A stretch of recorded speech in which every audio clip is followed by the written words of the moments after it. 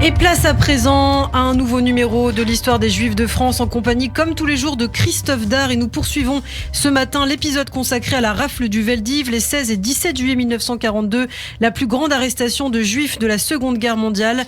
En moins de 36 heures, 13 152 personnes sont arrêtées dans la capitale, dont près d'un tiers d'enfants.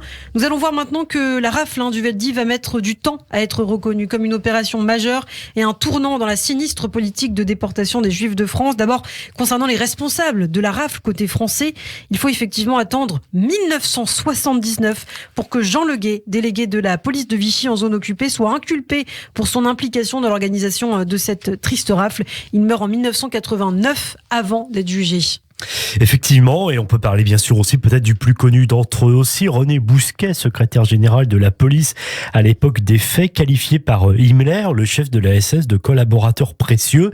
Il a été jugé en 1949, certes par la Haute Cour de justice, condamné à 5 ans de dégradation civique, mais il faudra donc attendre 1991 pour que le haut fonctionnaire ami de François Mitterrand soit enfin inculpé pour son rôle dans la déportation des Juifs pour crime contre l'humanité. Mais René Bousquet est assassiné 2 ans plus tard, le 8 juin 1993, sans avoir pu répondre de ses actes devant la justice, alors que son procès devait avoir lieu quelques mois plus tard.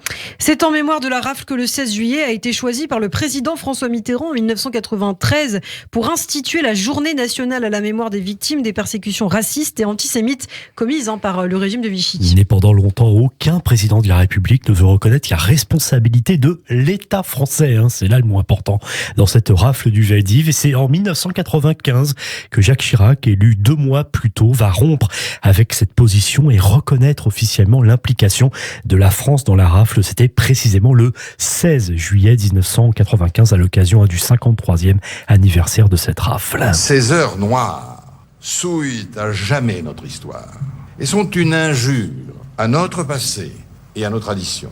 Oui, la folie criminelle de l'occupant a été, chacun le sait, secondée par des Français, secondée par l'État français. La France, patrie des Lumières, patrie des droits de l'homme, la France, terre d'accueil, terre d'asile, la France, ce jour-là, accomplissait l'irréparable. Manquant à sa parole, elle livrait ses protégés à leurs bourreaux. La Torah fait à chaque juif devoir de se souvenir. Une phrase revient toujours qui dit « N'oublie jamais que tu as été un étranger et un esclave en terre de Pharaon. » 50 ans après. Fidèle à sa loi, mais sans esprit de haine ou de vengeance, la communauté juive se souvient et toute la France se souvient avec elle. Jacques Chirac, le 16 juillet 1995. Alors, dans la foulée de ce discours, la commission Matteoli, mission d'études sur la spoliation des Juifs de France, est lancée 2 ans plus tard, en 1997. Le discours historique de Jacques Chirac, écrit, il faut le rappeler, par Christine Albanel, a permis effectivement dans la foulée à la presse de reprendre des informations qui avaient été fournies par Serge Klarsfeld et qui tournaient autour de l'argent déposé par les Juifs de France alors qu'ils étaient internés au camp de Drancy. Serge Klarsfeld indique que de l'argent a été pris aux Juifs de France, déposé à la Caisse des dépôts et consignation, et n'a jamais été restitué. Dans les jours qui suivent, la presse publie le rapport des comptes du liquidateur du camp de Drancy, Maurice Kiffer. Celui-ci confirme bien qu'une certaine somme d'argent a été déposée par la préfecture de police à la Caisse des dépôts et consignations.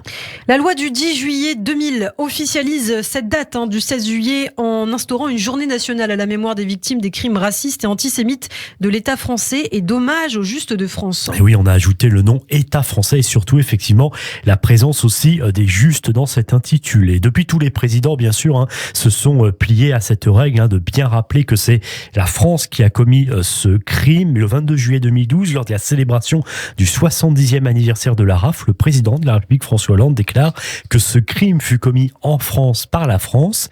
Et il ajoute que ce crime fut aussi un crime contre la France, une trahison de ses valeurs, ces mêmes valeurs que la résistance, la France libre, les Justes surincarnés dans l'honneur. Fin de citation.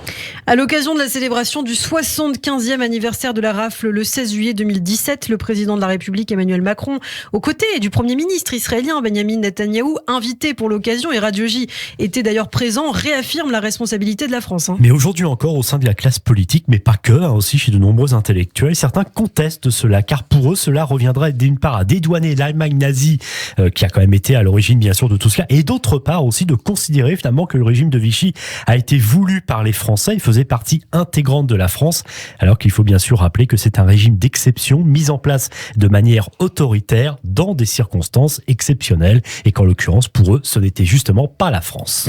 Cette reconnaissance, qu'elle plaise ou non, a été tardive, alors que dès les années 1960, un livre est paru chez Robert Laffont, La Grande Rafle du Veldiv, écrit par deux résistants, Claude Lévy et Paul Tillard, publié en 1967.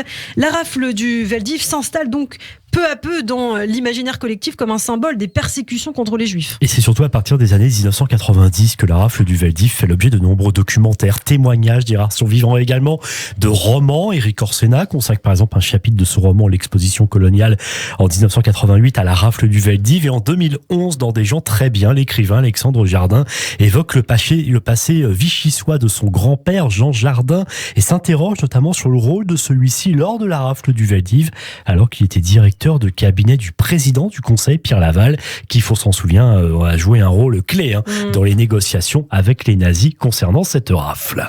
Il y a aussi le roman de Tatiana Droney, elle s'appelait Sarah, paru en 2007 au cinéma. Elle s'appelait Sarah fera l'objet d'ailleurs d'une adaptation avec Christine Scott Thomas. L'histoire de Joseph Weissman inspire le film La Rafle, réalisé en 2010 par Roselyne Bosch avec Jean Reno, Gad Elmaleh et Mélanie Laurent. Mais dès les années 1970, en 1976 plus précisément, Monsieur Klein de Joseph Losey avec Alain Delon est l'un des premiers films à évoquer ouvertement la rafle du Veldiv, dont on parlait très peu, il faut le dire, à l'époque. Dans le film, Alain Delon, alias Robert Klein, est un marchand d'art qui profite des lois anti-juives pour acheter aux juifs aux abois leur peinture à bas prix, va être confondu avec un homonyme juif, va d'abord chercher à s'en défendre et puis progressivement, de manière totalement kafkaïenne, s'identifier à cet autre lui-même, persécuté puis arrêté lors de la rafle du Veldiv. Monsieur Klein, échec commercial, qui d'ailleurs attristera beaucoup Alain Delon à l'époque, mais applaudi par la critique, sera César du meilleur film.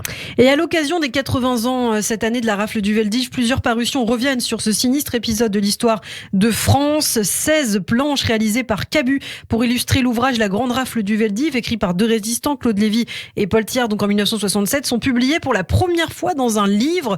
Cabu, dessin de la rafle du Veldiv aux éditions Taillandier. Et d'ailleurs, j'ai eu l'occasion d'en parler effectivement dans la diaspora des Bulles récemment avec Didier Passamonique. Et puis à signaler aussi, il sort ces jours-ci l'ouvrage de Laurent Joly, La Rafle du Veldiv, chez Grasset, dont on parlera très bientôt sur notre antenne, puisqu'il sera notre invité. Laurent Joly s'intéresse, et c'est très intéressant, notamment sur le rôle de la police parisienne dans la rafle.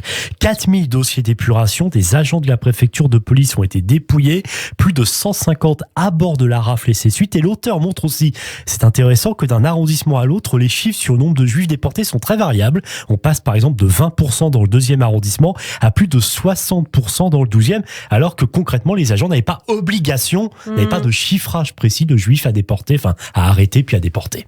Eh bien, merci beaucoup Christophe Dard pour toutes ces précisions, pour ce chapitre en 3 parties consacré à la rafle du Veldiv dans le cadre de l'histoire des Juifs de France, que vous pouvez retrouver bien sûr sur notre site internet et sur notre chaîne YouTube. Christophe, je vous dis à très vite pour un nouvel épisode de l'histoire des Juifs de France.